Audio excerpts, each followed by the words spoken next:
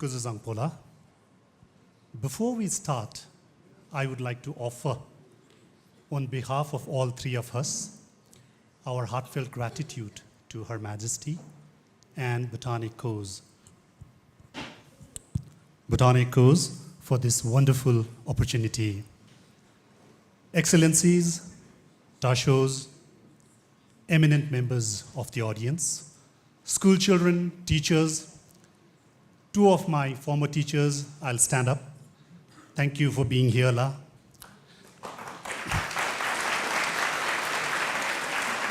Artists, a very good afternoon and a warm welcome to our conversation.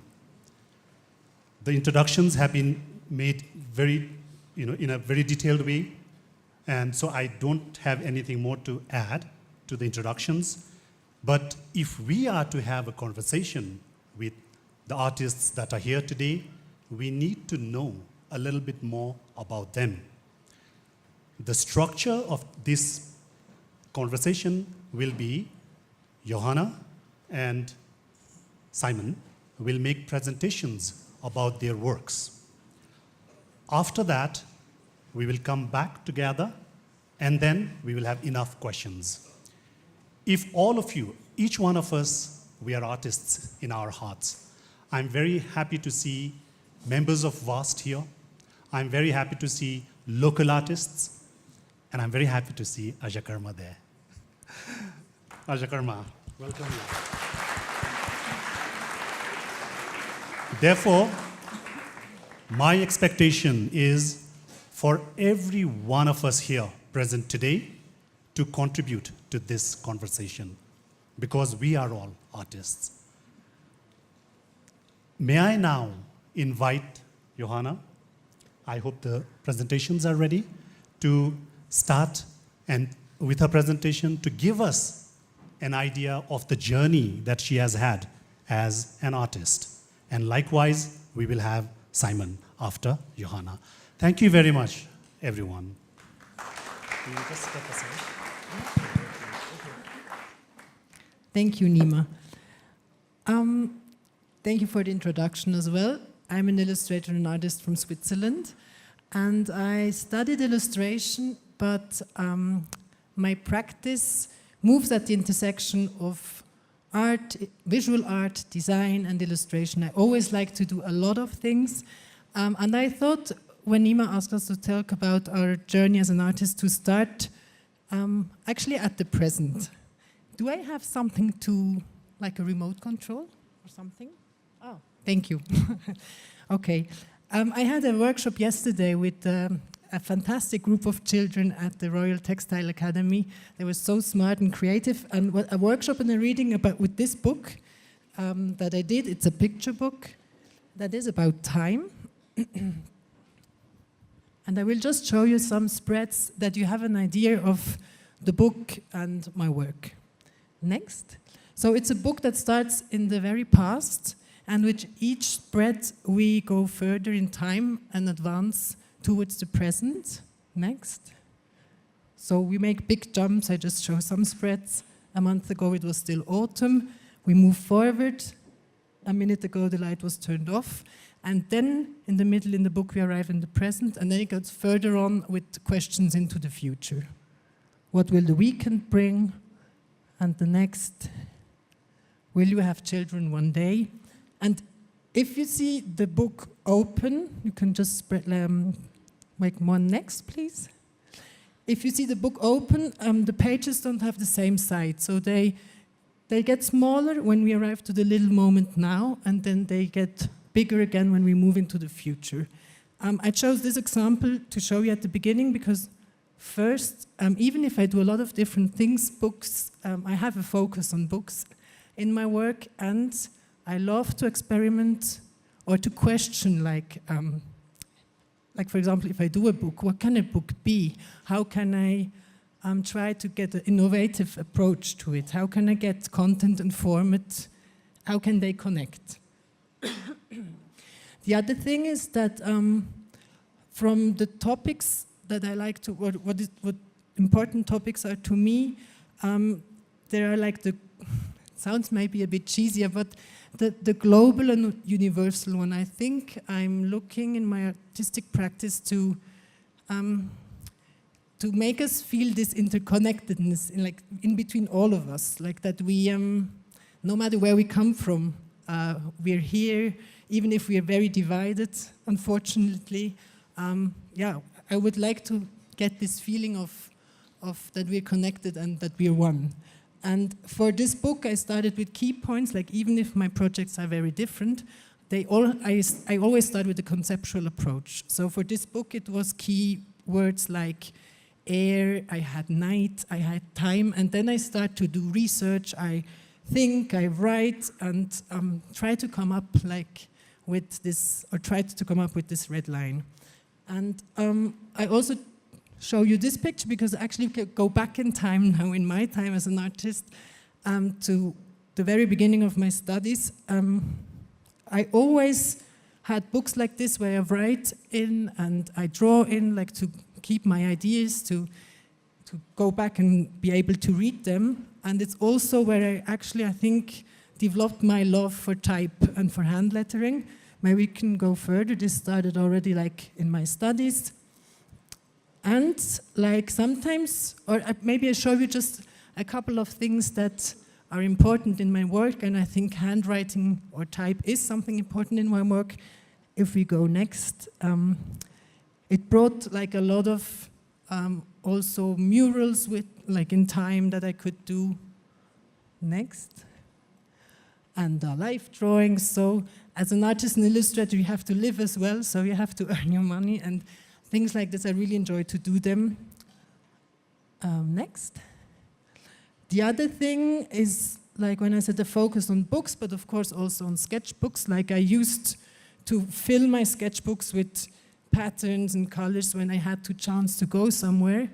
And next. I just show you a couple of examples from different countries. Next. And they are, or they can be the starting point, or put me to feel the urge to delve deeper, in the region, to do research. And this is an example from a mountain village in Switzerland, where they the facades are done with they scratch into the humid limestone. And this was the starting point for then a project. Maybe you can go one further, for an exhibition where I used this technique, but to talk about the lack of snow that increases every year because of global warming. Another big love of mine, or with the focus on books, I love to work with different materials, like you saw before. This was more in stone, scratched in stone. But my major love belongs to paper and cardboard, I think. And I use it in different ways. This was a project also for an exhibition where I did hand-woven rugs out of newspapers. It was a time where I had a lot of newspaper in my studio, and it needs you need to have time to just explore, try things out, get a bit, take your time to get lost a bit in creative exploration. We can go on further. So I do books, I do exhibitions, I do objects. Just a couple of examples. And one other big interest is our participatory projects, or collaborations that are really important for me in my life, because I'm just working on my own. It needs you have to get feedback or feel what other people do. You have to enrich yourself and others by working together. This was a project where actually strangers from all over the world could write postcards to each other. And it was really beautiful to see what people are willing to share, even if they don't know each other. We can go one slide further, that you see a little bit we're in different regions and people from all over the world. Or then also, that was at 2 festivals in India. That was a very simple concept, but it was called the Tree of Wishes. And like from very like children to the grown-ups, everyone could write down a wish for the future. It was also connected to this picture book, my activities there, and hang it on the tree. And it was just beautiful. People stood there, read the wishes. Like it just gave a peaceful energy, and things like it gave me hope, like for the future, to be like a better future. To finish, maybe I would like to go back to the beginning where I started. It's a journey as an artist. When I look back, it's, I think, just to be committed. Like it's a real blessing, and I'm very privileged, and I know I'm very thankful to have been able to just choose the profession, or choose what I want to do in my life. And it's really a blessing, but sometimes it's also a curse, because it's a lot of work and a lot of doubting as well. We could go on further. I just show you some slides. Like they're all like pictures from the process during these books, but it's about really just experimenting, redo, like try different things out. And what is important as well, it's, maybe you can go one slide further, because this is a very important thing for me, is like really community, to have a community as artists and illustrators. And I've benefited a lot by all the students I met, like that studied with me, but also like afterwards, like collaborations or collectives where you can exchange and not feel alone in with all the, like we all have we face similar challenges and problems as artists, and it's really important to get together and exchange and talk together. The very last spread I would like to say to this is just that with this book, like I heard at the beginning, a lot of publishers say it's a very nice idea, but we can't do this, too expensive, too complicated. And with this slide, I just would like to say that it's probably for me, like it was published actually then in 12 languages at the end, because I found the publisher who believed in this project. And it's a sign for me to, if you really have this belly feeling, or if you've found something that you trust in, I mean, we can doubt our work sometimes, but don't doubt yourself. And if you really feel like you did something with your heart and you think that your belly feeling says it's right as well, it's really worth to stick to it. And because we hear like a lot of opinions, and it needs a lot of time and commitment, and yeah, it's worth it just to stick to it and trust yourself. Thank you very much. I think I talked a long time already.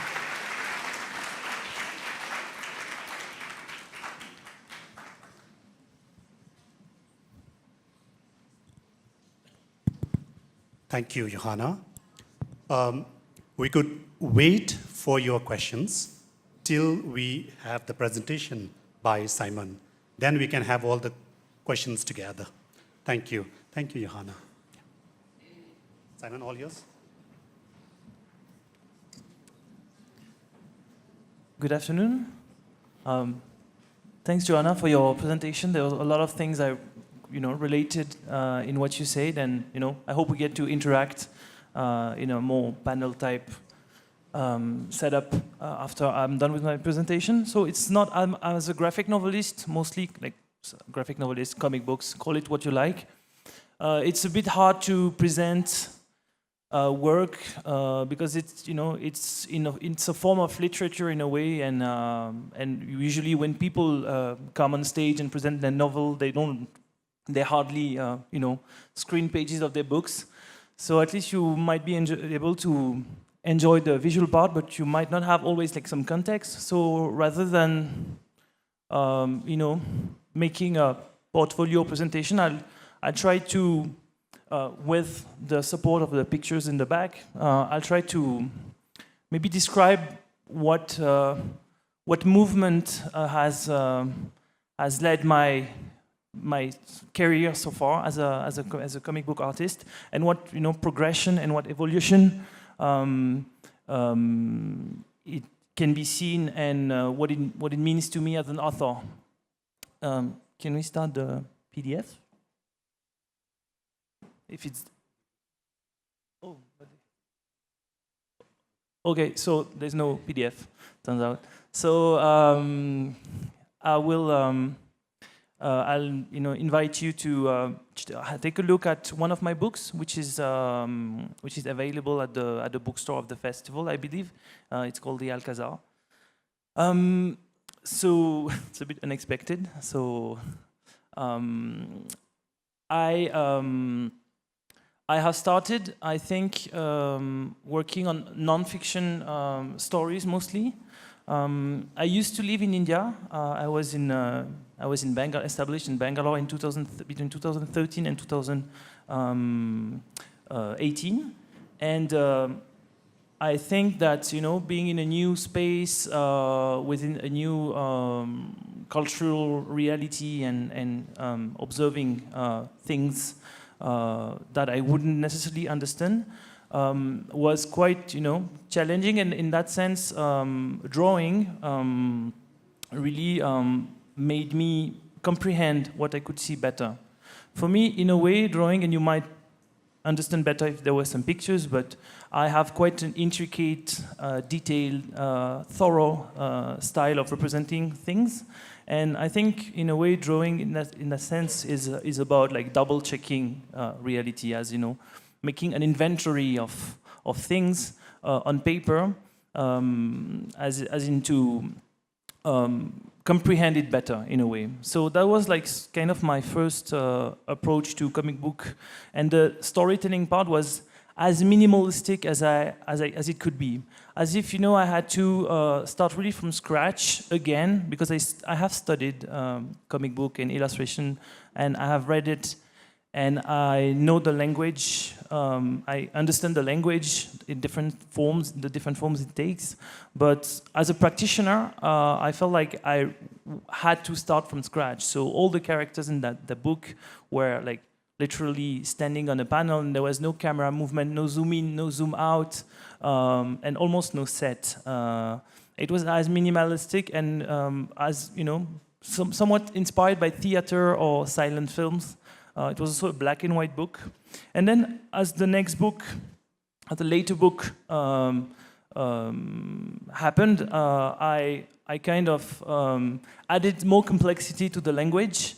I built up on that. So in that sense, I would like to tell you if there are any aspiring graphic novelists or even storytellers, filmmakers, visual artists. What was I going to tell? I got lost in my enunciation. Sorry. I want to tell something. Yeah. Huh? Yeah. Yeah. So I wanted to tell that it's. I mean, that's how I perceive this. It's not like books are not.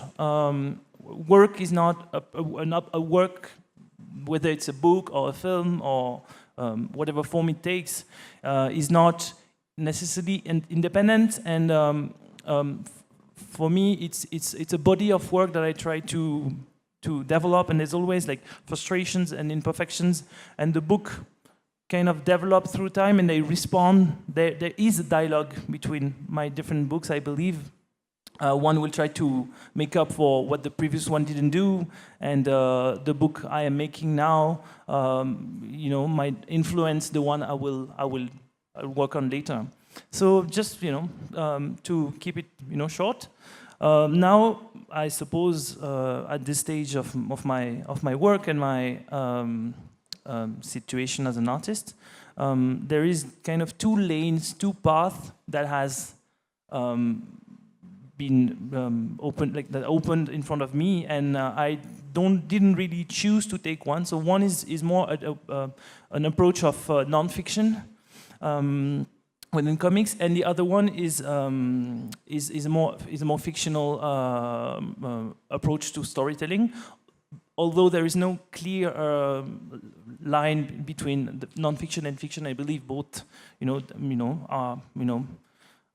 there is non-fiction in fiction and vice versa. But in a way, because initially we've heard the word mindfulness a lot around these days, and I just wanted to share my experience in the sense of non-fiction being more of an energy towards the outer, observing and understanding, trying to analyze, sometimes criticize, understand my relationship to the world and the world around me. And there's a more like, inward approach of my work, which expresses through fiction mostly. And it's totally a different process, creating process, because non-fiction requires documenting, requires field study, to be out there, to interact. And on the contrary, for me, fiction has been a quite introspective journey of more self-awareness, I'd say, or trying to at least understand myself better. And in that sense, sometimes you just get into a book and you don't really know where the journey will take you, and that's quite a privilege to get to know yourself and the others better through the work you do. Yeah.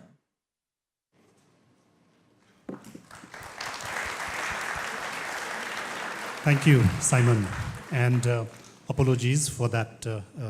Your presentation not being available.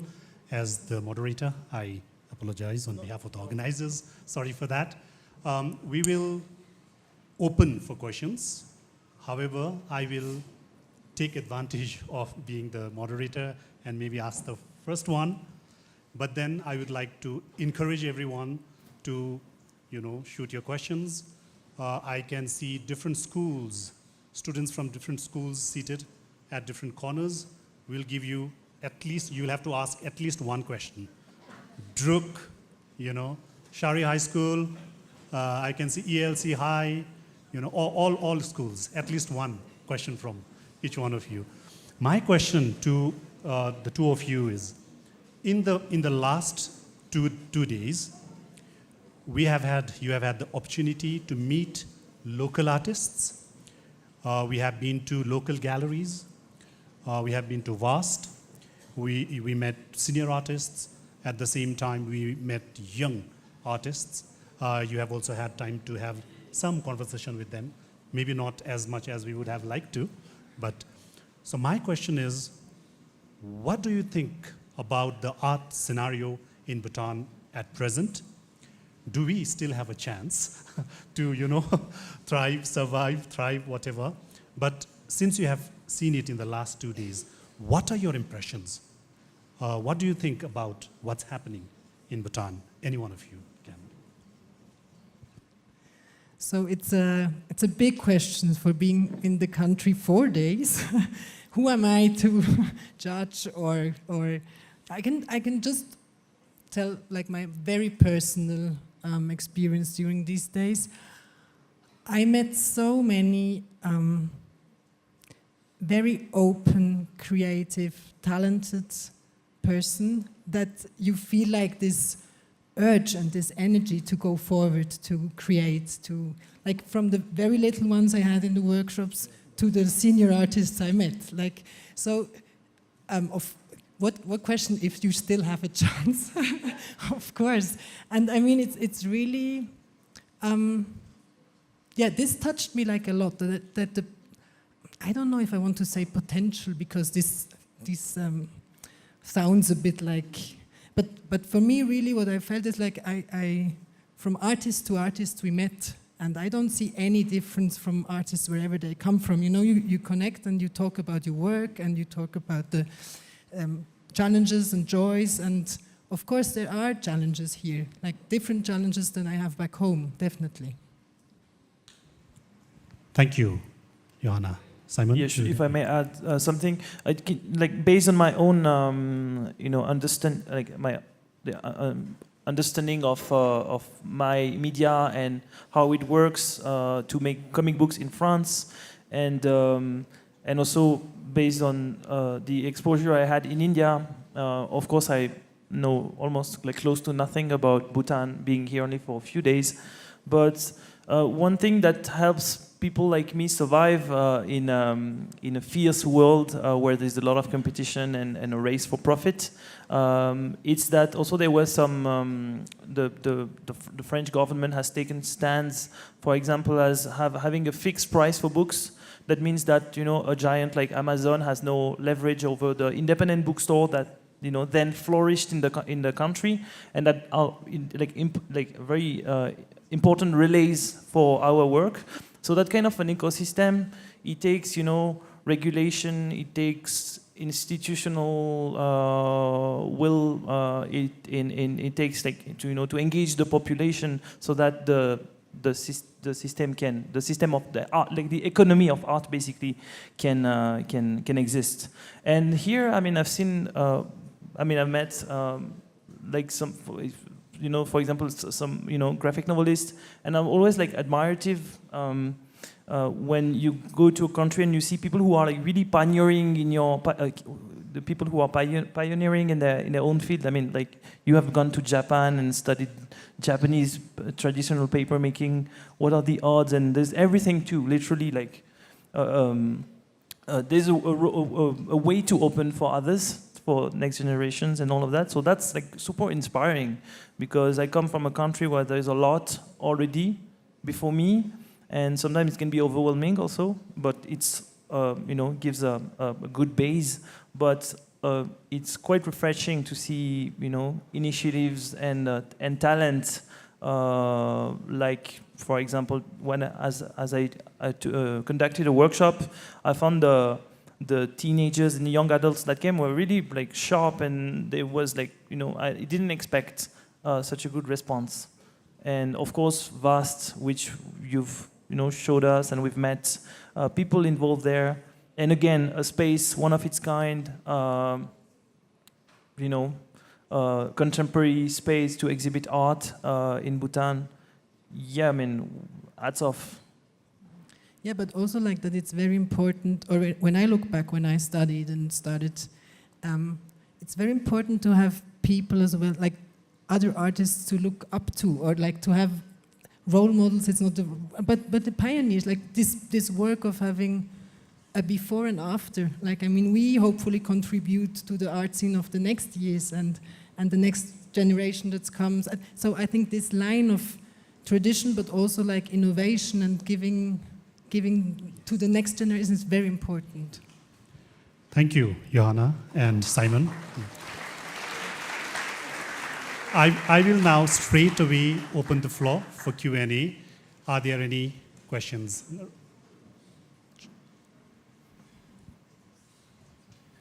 Howdy. Hello, my name is Marcos. I'm a Mexican-American painter from Houston, Texas. And I'd like to ask this question because I see a lot of young people here, and many of these kids have not had the opportunity to go off to art school. So a little bit of a callback to your academic days. Abstraction and iteration, I think, are some of the most important words to me in art.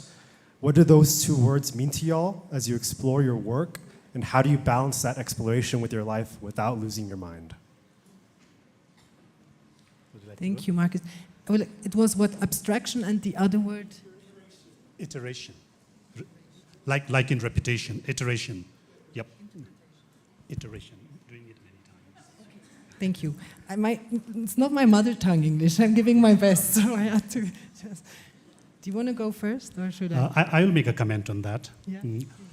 I've heard it said that the test of a vocation is the love for the drudgery that it involves.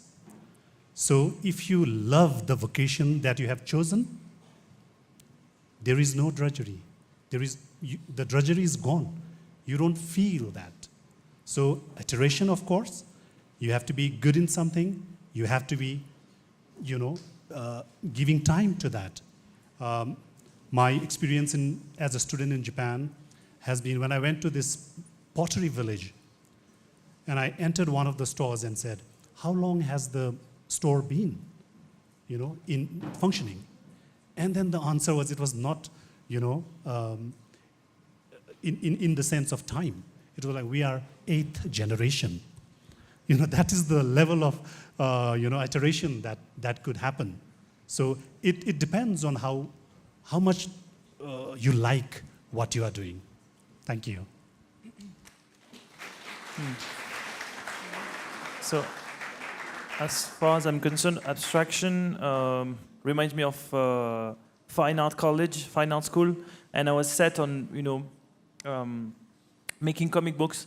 So it was a bit of a drag to have to sit through the contemporary art classes and because it was just, I was eager to draw and tell stories, and there was no really, it was not always like accepted in school.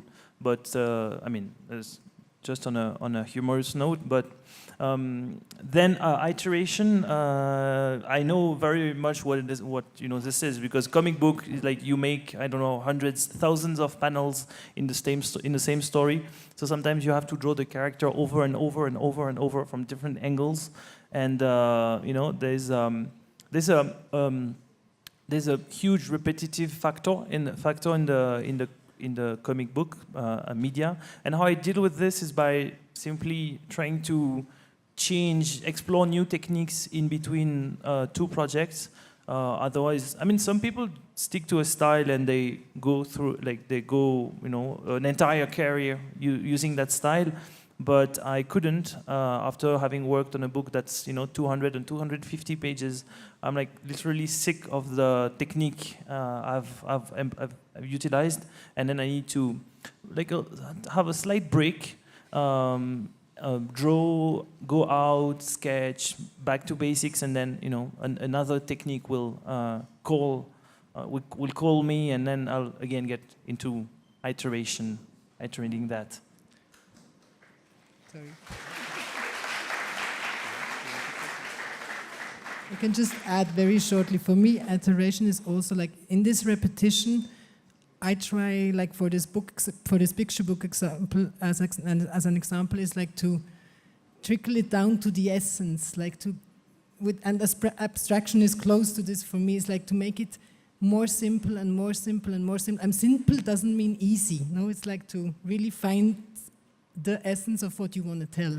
And this maybe does it mean for me. Thank you. Another question there from the left corner. Yes, that's a student. And then?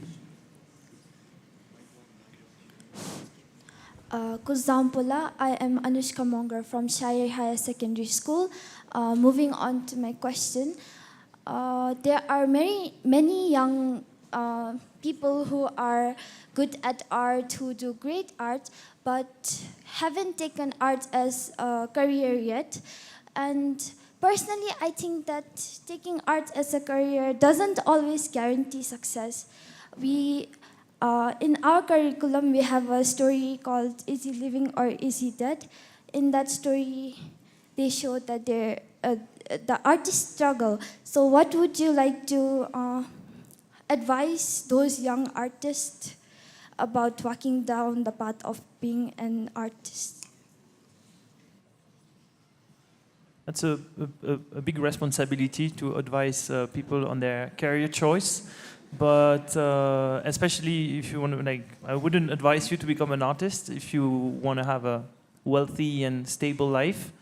But I mean, more seriously, it doesn't matter whether you start late or early, because there's always time to catch up with the skills you might lack if you study like art more seriously. It's really more about the passion, because even technique, you can always get better in a technical way, and you'll always find people better at you. But it's not what art is about. Art is about finding ways to shape your ideas, thoughts into something that can be shared and that can be understood and appreciated. So technique should be the least of your concerns. But maybe I'll let you continue. One of you continue. Just very short. Yeah, I think sometimes I have the feeling it's not even a choice to be an artist. If you are an artist, you want to make art, or you want to draw, you want to create. And this label artist is something that you may have or not. I prefer actually maybe the term creative practitioner. We are all creative, and as the same as you, it is a tough. To live off this it is tough, but it's the only thing I want to do and I can do, and I'm really happy I am allowed to do it. And I can, with teaching, with working in an art studio for children, I managed to to live a good and decent life. We get invited to Bhutan. Yes, you see, so it's great to be an artist, and you can have a very nice and beautiful life. Thank you. That will be the last question because we have run out of time. I would like to just respond the last. Artists may not have a wealthy life, but again, I've heard it somewhere. Artists and writers have the best retired life. Thank you, everyone. Thank you for having us. Thank you.